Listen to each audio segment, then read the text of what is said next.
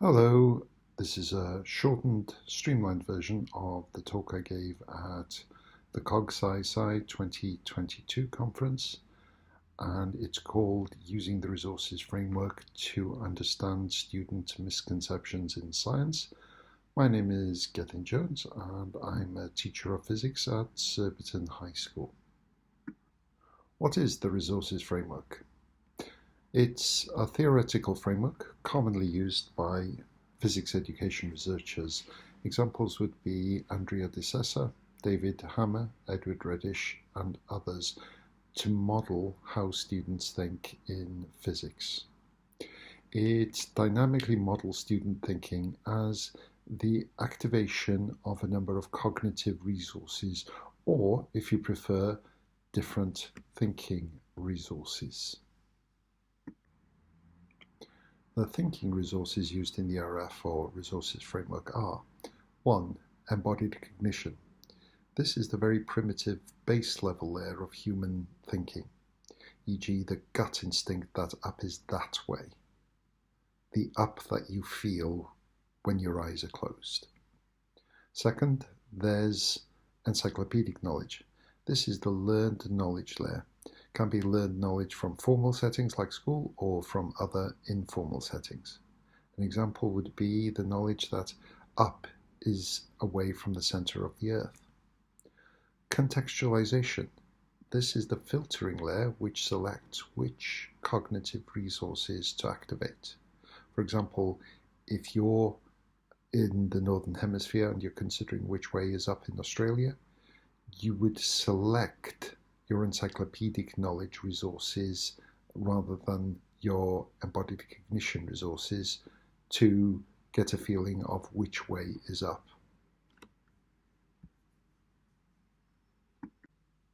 The resources framework in the classroom. Well, so far so good, hopefully. The red, green, blue or RGB model of the resources framework is a non-canonical work-in-progress adaptation of the RF that I find useful in my classroom. One reason I favour the RGB model of the resources framework is that it often suggests an approach that refines student preconceptions rather than automatically classifying all preconceptions as unhelpful. The embodied cognition resource can be characterized as being made of straightforward generalizations of our everyday lived experience.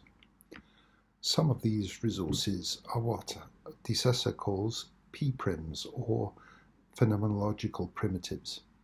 Examples include the Ohm's law p-prim. This isn't to do with necessarily with electricity. It's simply the intuition that if the resistance in a situation is increased, then the output decreases. So applying this to a non-electrical example, if your students have resistance to doing homework, then you would expect the number of completed homeworks to come in, the output to decrease. Another example of a p-prim is the dynamic balance p-prim, the intuitive idea that two opposing effects can cancel each other out. In summary then, embodied cognition is our sense of mechanism, our intuitive sense of how the world works. The encyclopedic knowledge resource consists of a very large number of highly interconnected elements. It is very rare for any one concept to be exclusively linked with only one other concept. They usually form part of a complex network. For example, the concept of banana is dynamically linked with the concept of fruit, curved, yellow, and maybe even banana flavored. In summary, the activation of one concept can lead to the activation of many other linked concepts in the encyclopedic knowledge base. And what is more, activation of elements in the encyclopedic knowledge base can activate elements in the embodied cognition base as well.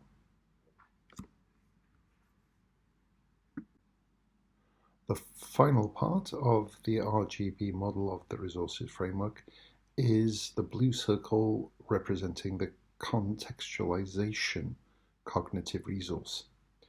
Meaning is constructed dynamically from contextual and other clues. In summary, contextualization is the process whereby cognitive resources are selected and activated to engage with the issue. Understanding how the elements in the resources framework interact with each other can be modelled by thinking about the statement, the park is safe. Now, one meaning of safe is that it's unlikely to cause injury. However, if we had a further context about the park, for example, knowing that the park was under offer by a property developer whose bid failed, that would then activate the other meaning of safe, which is free from the risk of harm. So instead of understanding the park as unlikely to cause injury, we would now know that the park was free from the risk of harm. So our optimal understanding is caused by the activation of these three sets of cognitive resources. Let's look at this in the context of a common misconception. Let's apply our understanding of the model to a common student preconception. For example, the Earth has seasons because its orbit is elliptical. It is closer to the Sun in summer and further away in winter. I analyse this as being in suboptimal understanding zone 1. That is, it's based on partially the correct encyclopedic knowledge that the Earth's orbit is elliptical. It is elliptical. And also relying on our embodied cognition resource that the closer you are to a source of heat, then the warmer it is. However, this is not the origin of the seasons. How can we drag students' understanding from suboptimal zone 1 into the optimal understanding zone? Well, one way is perhaps to emphasize more of the encyclopedic knowledge. So, for example, knowing that the Earth is closest to the Sun on or about January the 4th of each year, when that is winter in the Northern Hemisphere, would help to combat this. Another way of dragging it back from suboptimal zone 1 to the optimal understanding zone would be perhaps to develop student understanding of the idea that instead of triggering the closer is warmer P prim, what we try and do is we trigger the more spread out is less intense P prim. For example, by using this activity from the IOP. Another student preconception that I think can be productively analysed using the resources framework and the RGB version of it is the idea that as a plant grows, it increases in mass and the soil must decrease in mass because the plant gets its food from the soil. Now, this is a very pervasive misconception in biology. And how can we address this? Well, possibly if we want to drag student understanding from suboptimal understanding zone 1 to optimal understanding, we've maybe got to address encyclopedic knowledge and maybe make students aware that the soil in which a plant grows does not change in mass as the plant grows. The soil level does not decrease, the soil level remains constant. The plant actually gets most of the material to make new plant matter actually by absorbing carbon dioxide from the air. Partially, this misunderstanding might be due to the embodied cognition that gases do not have mass or have near zero mass. Another way of attacking this would be to perhaps demonstrate something like what is shown in the diagram. In other words, you show two inflated balloons and show that the balloon that remains inflated has mass. It is heavier. So gases have a measurable mass. This might make the step of understanding that a plant gains most of its mass from absorbing carbon dioxide from the air easier to accept. Another student preconception that I think can be productively analysed using this method is the idea that all water waves behave like the waves on the beach. So water is carried along with the wave. And this relies very heavily on the embodied cognition resource that we've gained from interacting with waves on the beach. We know that if we stand very close to the waterline, then as the wave travels, as it breaks, water will wash a little way further up the shore. So this leads to the mistaken idea that the medium travels with the wave. One way to address this is perhaps to develop their encyclopedic knowledge and make them understand that the waves on the beach are very untypical waves. And in that way, we can drag their understanding from suboptimal understanding zone 2 to the optimal understanding zone. And that might be by making sure they understand that breaking waves are not typical waves. In other words, because waves approaching the seashore, the bottom slows down because of friction between the beach and the wave. So the top of the wave carries on traveling faster. So the top of the wave falls off the bottom of the wave. In other words, we have a breaking wave.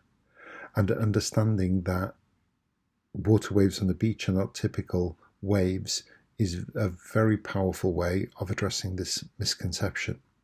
Another way is to seek to activate another embodied cognition. Instead of getting them thinking about the breaking waves on the beach, if you imagine them floating in the deep sea, what would happen? Would they be carried along with the waves, or would they merely be moved up and down as the waves moved past them? So, different ways of approaching this misconception that can be encouraged by thinking about the RF-RGB model. Another common student preconception is the idea that there are spaces between the particles of a liquid. Partially this is because I think students rely on the embodied cognition resource that things generally are part of a continuum. In other words, that a liquid is a halfway house between a solid and a gas. If we want to tug students' understanding from suboptimal zone 2 into the optimal understanding zone, we might seek to change this embodied cognition and make them think instead of solids, liquids and gases as not on the continuum but as discrete states. In other words, something can't be half solid and half liquid. The particles are either in the solid arrangement or in the liquid arrangement. They can't be kind of in a halfway place between the phases. We can also look to activate different regions of their encyclopedic knowledge base. So for example, if we trigger the idea that liquids are incompressible, that helps combat the notion that there are these little spaces between the particles of a liquid, because if there were spaces between the particles in the liquid as proposed, then that would make it easier to compress liquids. The fact that liquids are in fact incompressible argues against this idea of spaces between the particles. Another example of using this model to analyze student preconceptions is this one. A student was unable to use Kirchhoff's circuit laws to account for the varying brightnesses of the bulbs, so he couldn't see why bulbs A and D were bright bulbs B and C were dim. Now, partially it was because the student was lost in the equations. What the instructor did to drag the student's understanding from suboptimal understanding zone 3 to the optimal understanding zone was to trigger their embodied cognition resources. So, for example, the instructor asked the student to think about the current in the circuit. And as the current travels through bulb A, it splits before bulbs B and C. So B and C get half the current of A, and what the instructor encouraged the student to think about then was the fact that bulbs B and C would be less bright because of the reduced current. When this was presented to the student said, "That's a great way of thinking about it. Why did nobody tell me this before?" So sometimes I think as science educators, we do allow our students to get lost in the equations.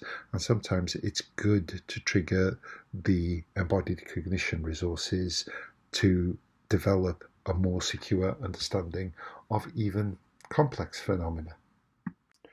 Another similar example is this one.